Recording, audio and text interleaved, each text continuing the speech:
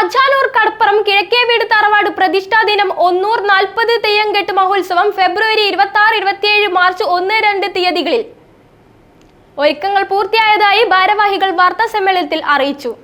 അജാനൂർ കടപ്പുറം കിഴക്കേവീട് തറവാട് പ്രതിഷ്ഠാദിനം 140 തെയ്യംകെട്ട് മഹോത്സവം ഫെബ്രുവരി 26, 27, മാർച്ച് 1, 2, 3 തീയതികളിലായി നടക്കുമെന്ന് ഭാരവാഹികൾ പറഞ്ഞു.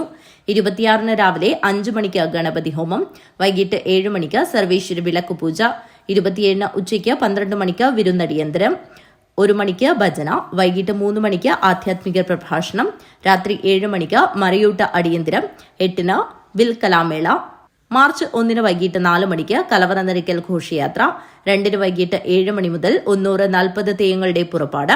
3 വർഷത്തിൽ നടത്തുവാനുള്ള 140 തെയ്യങ്ങൾ, അതായത് 39 തെയ്യങ്ങളാണ് നടത്തപ്പെടുന്നത്. 2026 മാർച്ച് ഫെബ്രുവരി 26 മുതൽ നമ്മുടെ തറവാടിന്റെ പുനഃപ്രതിഷ്ഠയാണ് അതോടുകൂടി ആരംഭിച്ച് മാർച്ച് 3 രാത്രി അവസാനിക്കുന്ന ഇത്രയും ദിവസങ്ങൾ ചെയ്യുന്നതാണ്.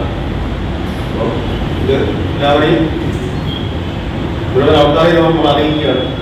3 രാവിലെ 7 മണി മുതൽ പ്രധാന ആരാധനാമൂർത്തികളായ പടിഞ്ഞാർ ചാമുണ്ടി, പന്നിക്കുളത്ത് ചാമുണ്ടി, പന്നിയും കുഞ്ഞും, കുണ്ടാര ചാമുണ്ടി, പഞ്ചുരുളി, കുറത്തിയമ്മ, ഗുളികൻ, രക്തചാമുണ്ടി, ആര്യക്കര ഭഗവതി, വിഷ്ണുമൂർത്തി എന്നീ തെയ്യങ്ങളുടെ പുറപ്പാട് നടക്കും.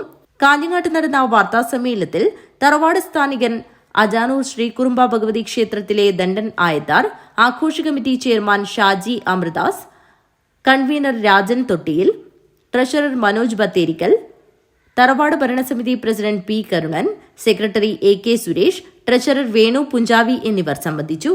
News bureau, Kanhangad.